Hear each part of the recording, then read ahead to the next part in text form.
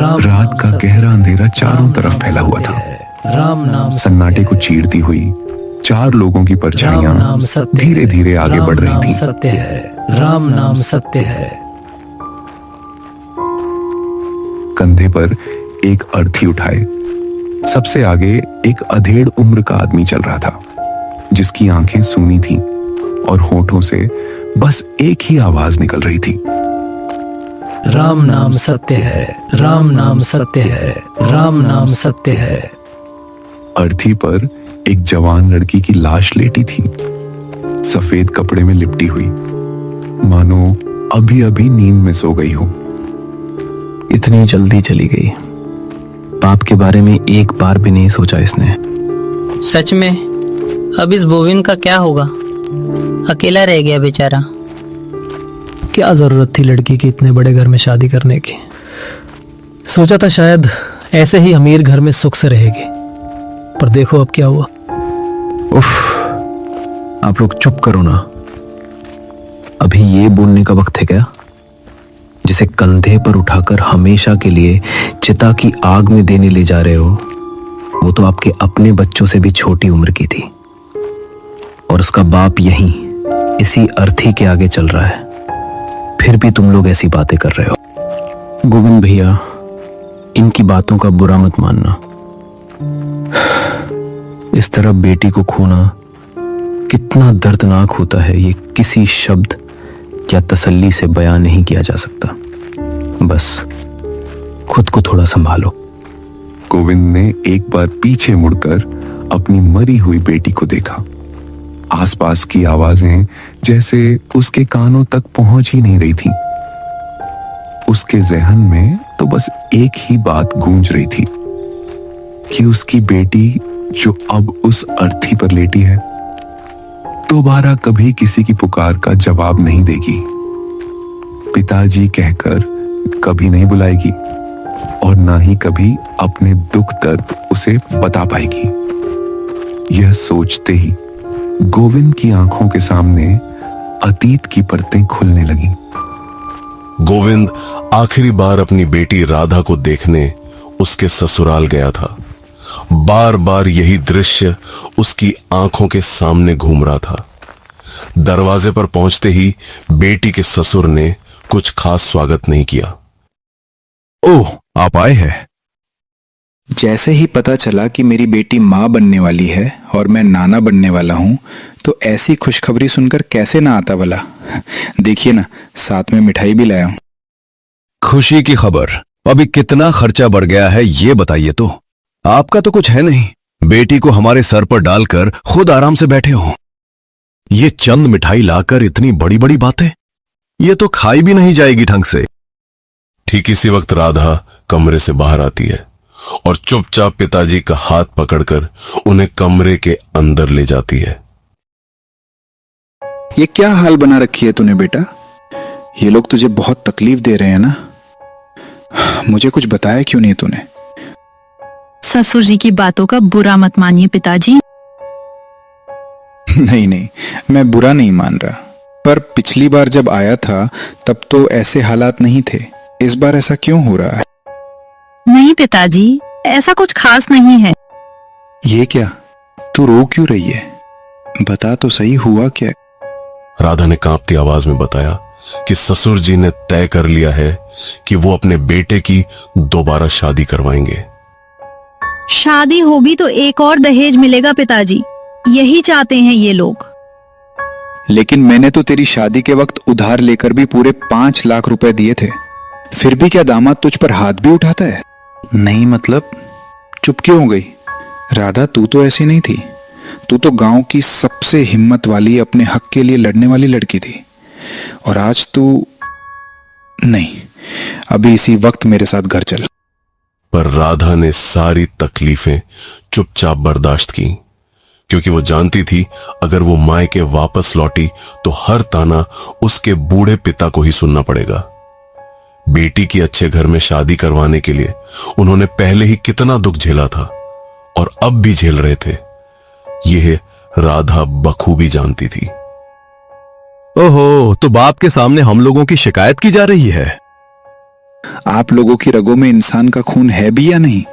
पैसे के अलावा कुछ समझते ही नहीं क्या आप लोग? प्यार, रिश्ते, इनकी आपके लिए कोई कीमत ही नहीं है। छोड़िए अपनी ये सब बकवास। 10 लाख रुपए नहीं दे पाओगे तो फिर मैं अपने बेटे की दूसरी शादी करवा ही दूंगा बस। नहीं नहीं नहीं, मेरे पिताजी अब 1 रुपया भी नहीं देंगे। ओहो, बाप को देखते ही तो बिल्कुल रानी लक्ष्मीबाई बन गई हो। अच्छा हुआ मेरा बेटा अभी घर पर नहीं है, वरना क्या होता ये तो तुम अच्छे से जानती ही हो। आखिरकार और कहा सुनी बढ़े उससे पहले निकल जाइए यहां से। गोविंद जबरदस्ती राधा को अपने साथ घर वापस ले आया, लेकिन मायके आकर भी राधा को चैन नहीं मिला। यहां भी उसे ताने ही ताने सुनने पड़े।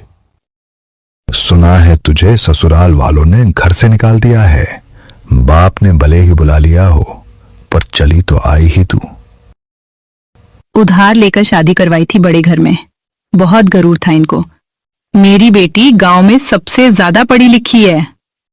अब क्या हुआ, पेट से होकर घर पर पड़ी है चुपचाप। रोज रोज ये ताने सुनकर राधा अंदर ही अंदर टूटती जा रही थी। अब वो और बर्दाश्त नहीं कर पा रही थी। एक रात जब घर के सब लोग गहरी नींद में सो चुके थे, राधा ने पिताजी के लिए एक चिट्ठी लिखी। मैं और नहीं लड़ सकी पिताजी, और मेरे पेट में जो है उसे भी पैदा होते ही ये ताने ना सुनने पड़े, इसीलिए उसे भी मुक्त कर दिया मैंने। हो सके तो मुझे माफ कर देना पिताजी। आपकी अभागिन बेटी राधा। अगली सुबह गांव के लोगों को पेड़ से लटकी हुई राधा की लाश मिली। गोविंद भैया क्या कर रहे हो? देख कर चलो जरा, अभी गिरने ही वाले थे तुम। उस आवाज ने गोविंद को अतीत के गहरे कुएं से खींचकर फिर से हकीकत की जमीन पर ला पटका।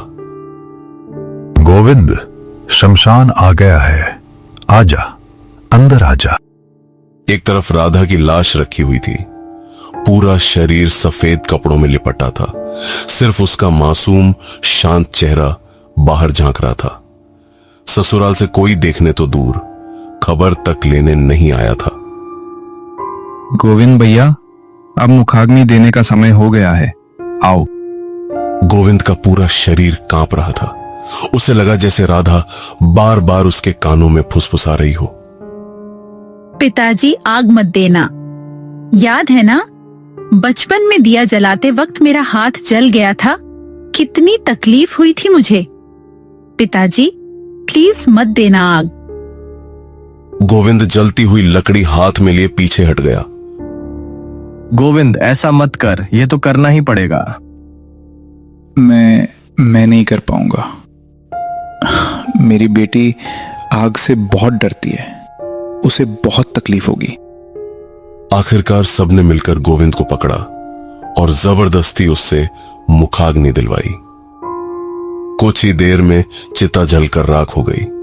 सारे संस्कार पूरे होने के बाद सभी लोग घर जा रहे थे कि तभी अरे ये क्या, गोविंद भैया कहीं दिख नहीं रहे, कहां चले गए वो? हम तो ठीक ही कह रहे थे, वो तो रास्ते की तरफ आया ही नहीं।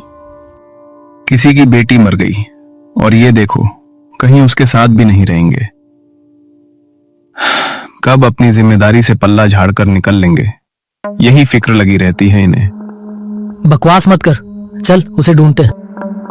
गोविंद को ढूंढना शुरू हुआ और वो मिल भी गया, पर जिंदा नहीं। श्मशान के उसी पुराने पेड़ से उसकी लाश लटकी हुई मिली, बिल्कुल वैसे ही जैसे कभी राधा की मिली थी।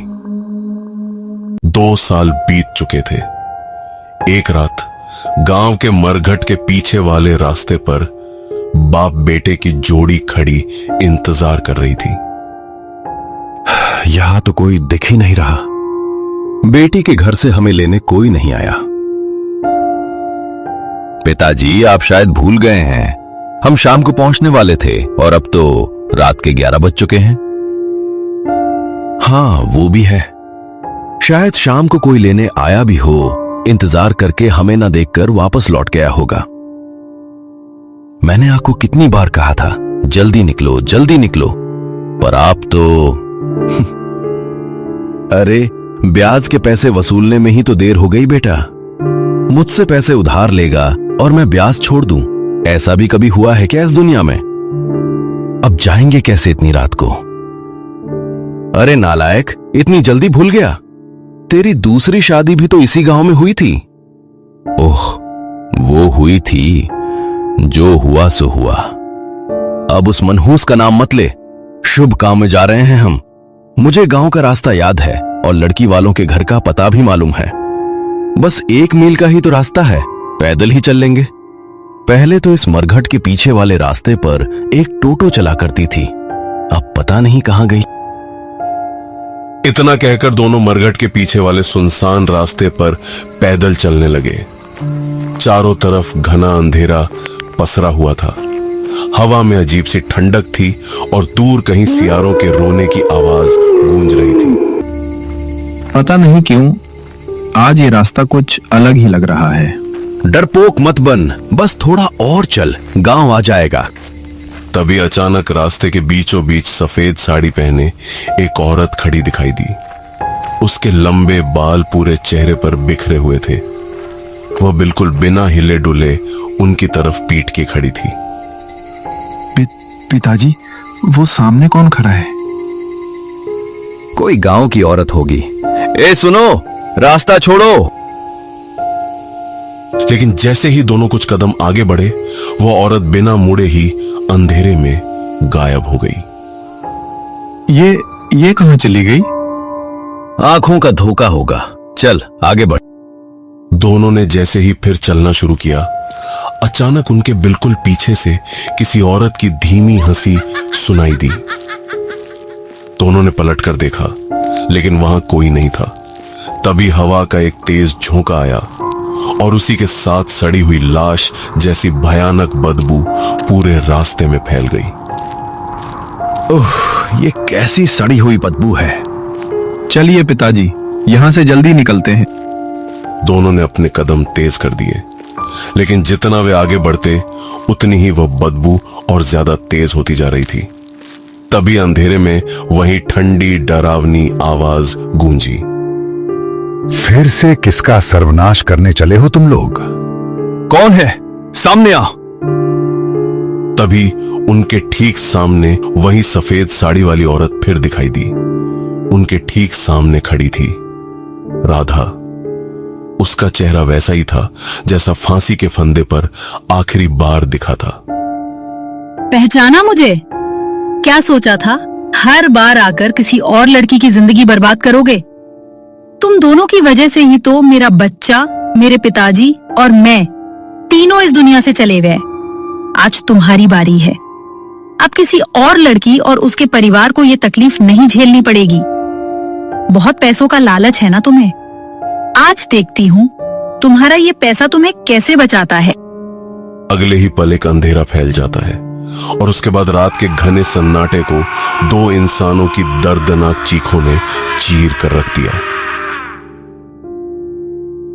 अगली सुबह गांव वालों ने श्मशान के उसी पुराने पेड़ के नीचे 2 लाशें पड़ी हुई देखी। बाप महेश पाल और बेटा हेमंत पाल। कहते हैं आज भी देर रात कभी कभी उस मरघट का पीछे वाले रास्ते के पास एक टोटो दिखाई देती है, साथ में एक गाड़ीवान और गाड़ी के पीछे एक लड़की जो पीछे पीछे चलती नजर आती है। पर वो दोनों इस दुनिया के नहीं हैं।